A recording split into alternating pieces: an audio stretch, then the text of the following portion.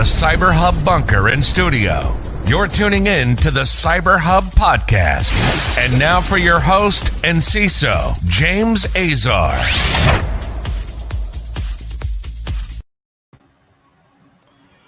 All right, guys. Good morning. Thursday, January 7th of 2021. Time for our practitioner brief. If it's your first time tuning in, we are live on Facebook, LinkedIn, YouTube, and Twitter at the CyberHub podcast page. You can follow us there if you're listening on your favorite podcast listening platform. Thank you so much for tuning in to today's podcast.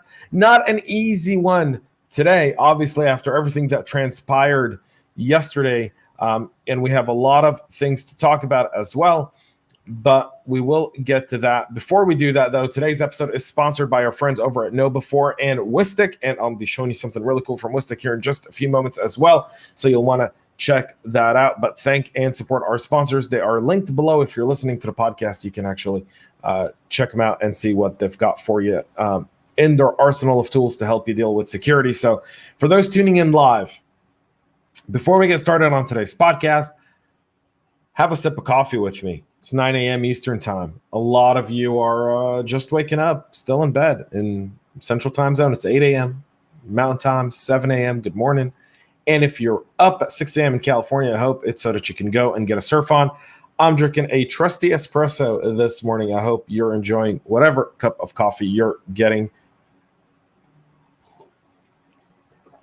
A lot of cyber things to talk about, and we'll get to those. Let's start off with those. We'll talk about what happened in D.C.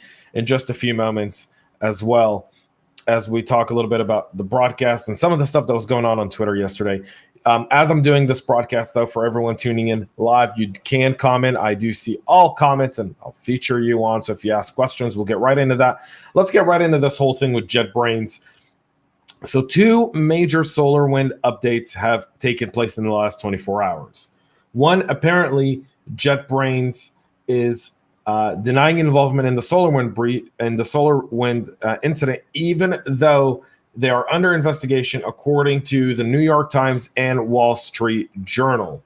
So according to both JetBrains, which is an obscure, I guess, company founded in Russia, based in the Czech Republic, is being investigated in playing a role.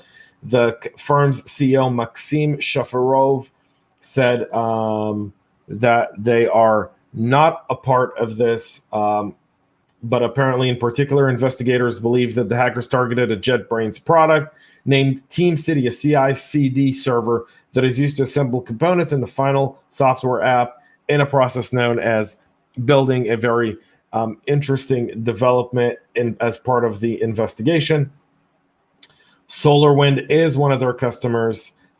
That's been confirmed. So again, I don't want to dismiss the New York Times, Wall Street Journal report. Apparently, the JetBrains CEO, who's a Russian national, we're going full Russia on this, folks. Full Russia. If it's got Russia in its name, my God, we're going to go full Russia on this. So let's kind of look at part of this. So according to several other reports, let's really dig deep into this. What does it really mean? What's the proof and what's the evidence of it? There's none, according to both the Wall Street Journal report and the New York Times report. There's not much there.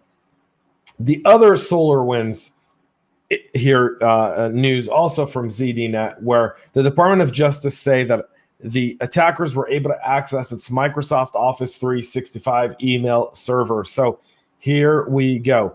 Threat modeling is so important in these cases, folks, because right here and right now, we know that the Department of Justice is saying and confirmed that what targeted its IT systems, what we learned last week from Microsoft with the source code, we now see that DOJ had their entire email system compromised. So think of just the sensitive data that exists in their ongoing investigation, witnesses, documents, communications back and forth, all now part of the SolarWinds deal here.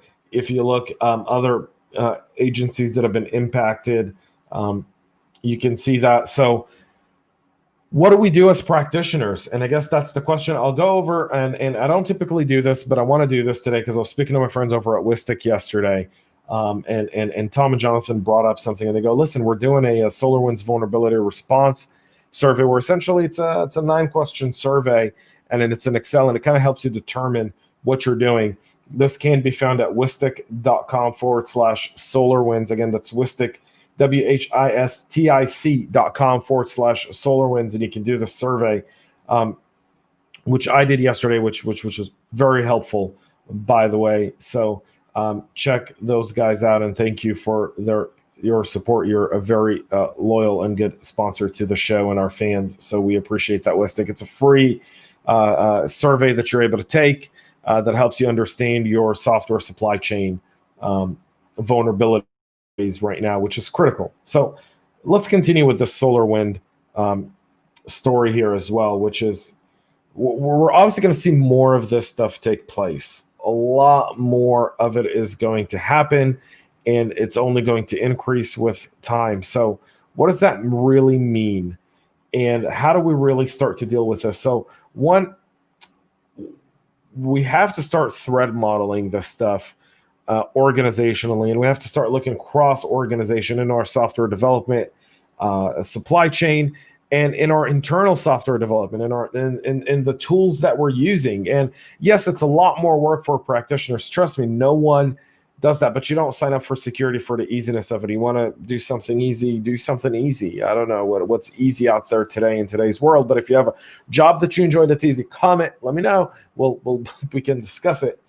Security is hard, and there's a lot of different aspects that we have to secure and deal with within the organization. And a lot of times we're not able to really communicate that effectively. Right now, using SolarWinds, I'm putting together a presentation, and I'll be sharing it next week, I believe on Wednesday. I should be done with it by Wednesday, and I'll be sharing it on Wednesday. And it's kind of explaining SolarWinds to the board, to the executive, and to other partners within the business, and what does it mean? And then how can security help ensure that we don't become victims of a similar style of an attack in the future as it goes along? I think that's really critical to use this time, not to FUD people, but rather really build that up. I want to go to our final story of the day, where vulnerabilities in the Fortinet WAF can expose corporate networks to attack.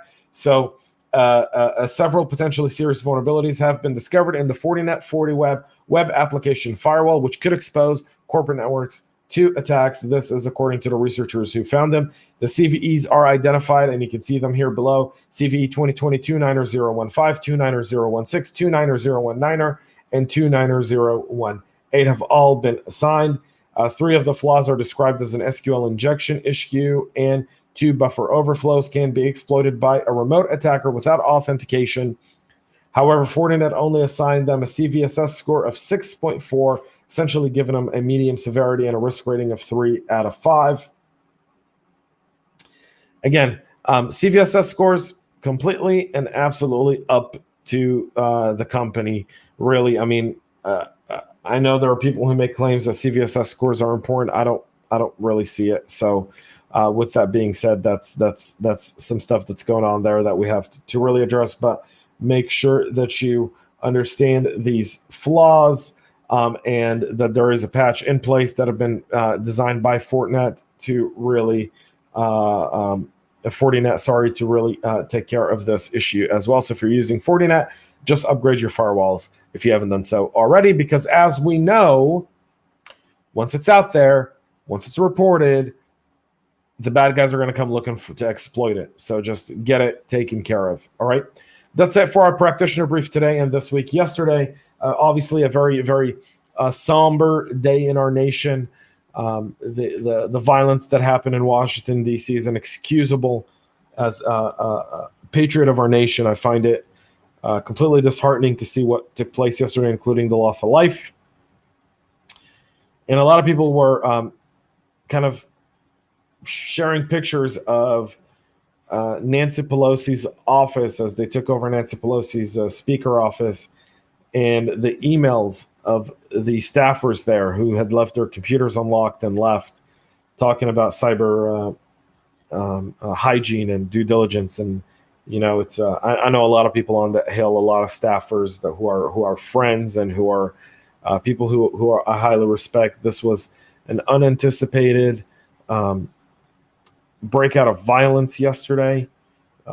These people are not cyber folks. They're not intelligence folks. They're staffers for our elected officials. And unfortunately, they had to evacuate the building very quickly, and some mistakes were made along the way. Let us not bash them, but understand that security is a team sport and it requires all of us to take part in it.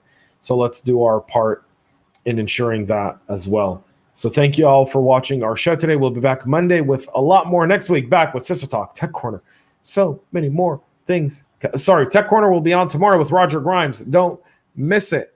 You won't want to miss my Tech Corner, first one for 2021, tomorrow. It's my good friend, Roger Grimes. Until then, folks, stay healthy and definitely stay. We love feedback, so make sure to connect with us on social media and subscribe to our podcast on your favorite podcast listening platform.